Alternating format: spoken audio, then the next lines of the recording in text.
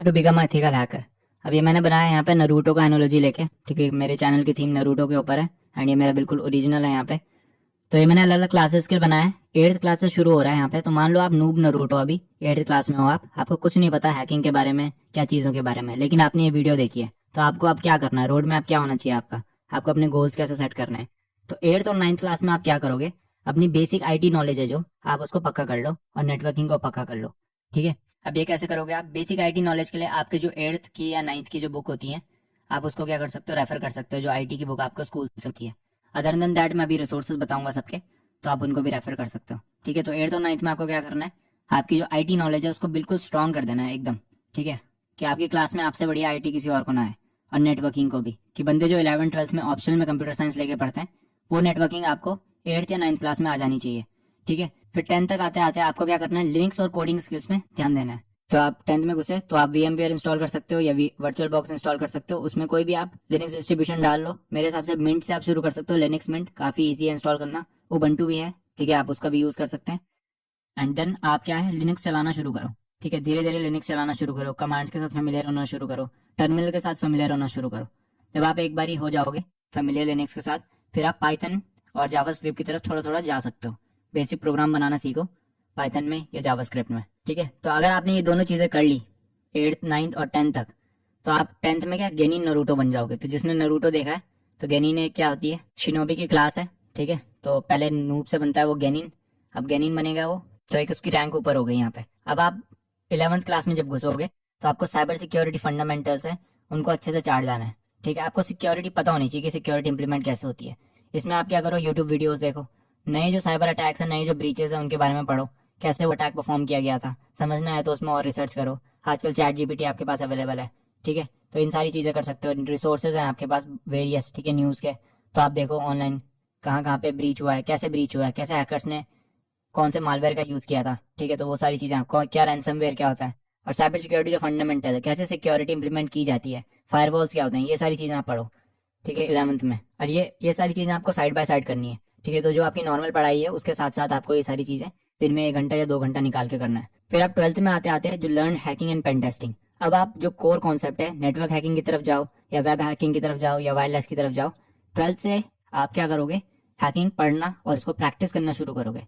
Practice करनी जरूरी है, ठीक है, जो भी आप कर रहे हो थोड़े बहुत डेमोस। तो 12th खत्म होने तक या 12th खत्म होने के बाद तक आप क्या बन जाओगे, चुनिन नरूटो। तो आपकी जो रैंक है वो गेनिन से चुनिन बन जाएगी, ठीक है। उसके बाद आपको क्या करना है, 12th है तो बोर्ड्स में ध्यान देना, ठीक है। बोर्ड खत्म होने के बाद आपको क्या करना है, प्रैक्टिस करनी है हैकिंग जितनी ज्यादा कर सको। प्रैक्टिस कहाँ करोगे, वेरियस प्लेटफॉर्म है हमारे पास। ट्राई हैक मी है, हैक द बॉक्स है, ठीक है, वन हब है, प्रूविंग ग्राउंड्स है, ठीक है। तो ये सारी लैब्स है हमारे पास जिसमें आप प्रैक्टिस कर सकते हो हैकिंग। जितनी ज्यादा मशीन को सॉल्व करोगे, फ्री मशीन्स भी काफी हैं, अगर आप सब्सक्रिप्शन ले सकते हो इन सर्विसेज का तो और बढ़िया है, आपको और मशीन्स का एक्सेस मिलेगा, प्रीमियम मशीन्स का एक्सेस मिलता है, ठीक है। तो आपको प्रैक्टिस करनी है हैकिंग, जो भी आप चीजें सीखी थी आपने 12वीं में, उनको आपको प्रैक्टिस करना है डिफरेंट लैब्स में, अपनी मेथडोलॉजी फॉर्म करनी है कि कैसे हैकिंग परफॉर्म की जाती है, ठीक है। इसके साथ साथ आपको क्या है, एडमिशन लेना है, ग्रेजुएशन जरूरी है आपकी। तो ग्रेजुएशन में आप क्या ले सकते हैं, अगर आप PCM बैकग्राउंड से हैं तो आपके पास ये 3 ऑप्शन खुलते हैं, BTech BCA and BSc IT, ठीक है। तो अब इनमें से अगर मैं बात करूं तो BTech सबसे कठिन है। अगर ग्रेजुएशन के हिसाब से पॉइंट ऑफ से मैं बात करूं कि पढ़ाई किसकी ज़्यादा कठिन, तो BTech सबसे ज़्यादा कठिन है आपका। BCA उसके बाद आता है आपका, and BSc IT at last आता है आपका। तो वो डिपेंड्स आपको क्या पढ़ाई करनी है, आपके पेरेंट्स क्या बोल रहे हैं, उसके हिसाब से आप इन तीनों ग्रेजुएशन के जो स्ट्रीम्स हैं उनको ले सकते हो। क्योंकि जो तीनों में ट्रेड रहेगा वो IT या CSE रहेगा, तो कोई भी चलेगा, ठीक है। और फीस भी इसके हिसाब से ही है, तो BTech की सबसे ज़्यादा फीस होती है आपकी, देन BCA की होती है, देन BSc IT की होती है, एंड डिफिकल्टी लेवल भी इसी तरीके से है, ठीक है। एंड जो कॉमर्स बैकग्राउंड से हैं उनके पास, अगर आप टेक्निकल फील्ड में जाना चाहते हैं तो BTech और BSc IT आप नहीं कर सकते, BCA आप कर सकते हो सिर्फ, ठीक है। अगर आप आगे जाके कॉमर्स लेते हो तो BCA आप सिर्फ कर सकते हो। BCA में मैथ्स की जरूरत होती है, लेकिन कई यूनिवर्सिटी या ब्रिज कोर्स कराती है, तो कॉमर्स वाले भी अब BCA कर सकते हैं, ठीक है। वो आप पता कर सकते हैं यूनिवर्सिटी में। तो ये 3 ऑप्शन है आपके पास ग्रेजुएशन में। और इस बीच आपको क्या करना है, प्रैक्टिस करते रहनी है हैकिंग, ठीक है। बग बाउंटी प्लेटफॉर्म्स हैं, CTFs हैं, ये खेलो, टीम बना के खेलो CTFs में, ठीक है। वो सारी चीज़ें आपको करनी है, ब्लॉग्स लिखने हैं, आर्टिकल्स लिखने हैं, यूट्यूब चैनल बना लो। ये सारी चीज़ें मैं आगे डिस्कस करूंगा इन डिटेल, बट ये सारी चीज़ आपको करनी है, साथ साथ में पोर्टफोलियो भी बनाना है अपना, और हैकिंग भी, आपकी जो कोर हैकिंग है वो भी प्रैक्टिस करनी है। फिर ये सारी जब आपने ग्रेजुएशन में ले लिया, तो ग्रेजुएशन करते करते आपको क्या करना है, सर्टिफिकेशन की प्रिपरेशन करनी है, ठीक है। देने नहीं है, सर्टिफिकेशन की प्रिपरेशन करनी है। तो जो भी मैंने सर्टिफिकेशन बताए थे पीछे, CEH बताया, सिक्योरिटी प्लस बताया, EJPT बताया, OSCP बताया, ये सारे सर्टिफिकेशन आपको करने हैं। ये सारे सर्टिफिकेशन की प्रिपरेशन आपको करनी है, ठीक है। तो ये प्रिपरेशन करते करते, प्रैक्टिस करते करते, अपनी ग्रेजुएशन की पढ़ाई करते करते आप ग्रेजुएट हो जाओगे 3 या 4 साल बाद, ठीक है। And now you are a jonin in Naruto. आपकी जो क्लास है, ठीक है, वो अपग्रेड हो चुकी है, ठीक है, आपकी रैंक। एंड एट लास्ट आपको क्या करना है, पास करना है आपको ये सारी सर्टिफिकेशन या इनमें से कुछ मेजर वंस, जैसे OSCP, CEH या अदर कोई भी सर्ट या EGPT वगैरह आपको पास करना है। या तो ग्रेजुएशन के साथ कर सकते हो, 3rd ईयर के अराउंड कर सकते हो, ठीक है, या फिर बाद उसके बाद भी कर सकते हो, कोई दिक्कत नहीं है इसमें। क्योंकि आपने पढ़ाई कर रखी है, यहाँ से आप पढ़ाई करते हुए आ रहे हो, तो आपका जो बेस है वो काफ़ी स्ट्रांग है, तो सर्टिफिकेशन निकालना कंपैरेटिवली आपका ईजी हो जाएगा।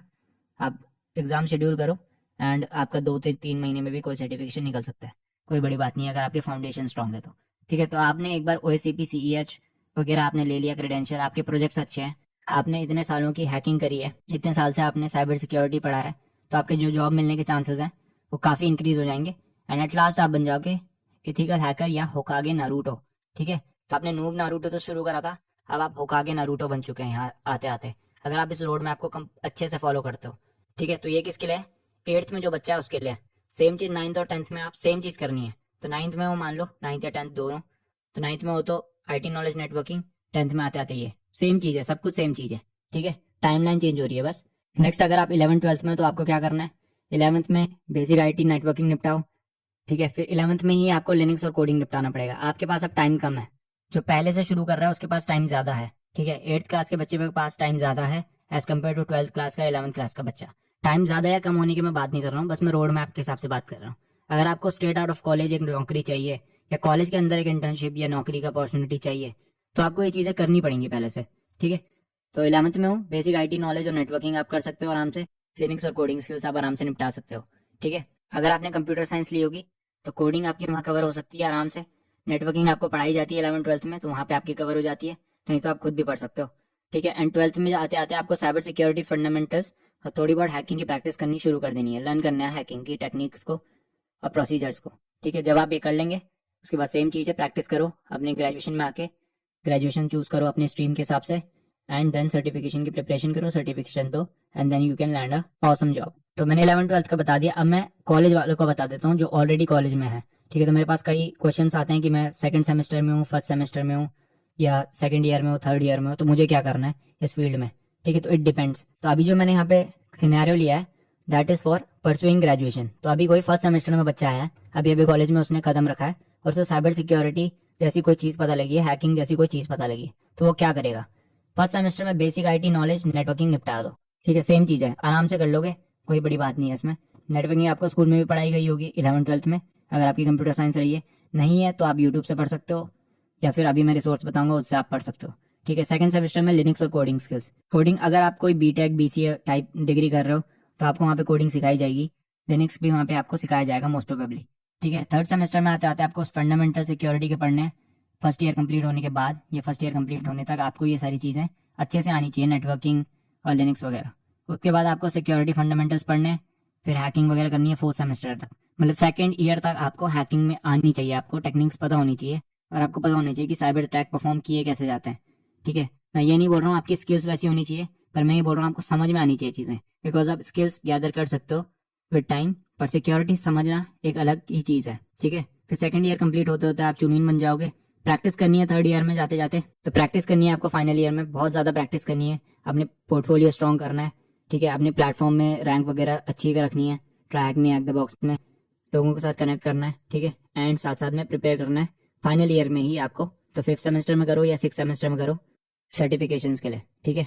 एंड ग्रेजुएशन से या तो आप 6th सेमेस्टर में दे सकते हो, तो फाइनल सेमेस्टर में आप दे सकते हो क्या सर्टिफिकेशंस, या फिर सेमेस्टर खत्म होने के बाद भी आप दे सकते हो, दैट डिपेंड्स ऑन यू, ठीक है। तो ये है कॉलेज वालों के लिए। तो अभी जो इसमें सिनेरियो लिया था वो मैंने फर्स्ट सेमेस्टर से जो बच्चा आ रहा है उसके हिसाब से लिया था, बट अगर आप 2nd सेमेस्टर में हो, 3rd में हो, तो इस चीज को बस इधर खिसकाते जाओ, ठीक है। कुछ नहीं करना आपको, खिसकाते जाओ।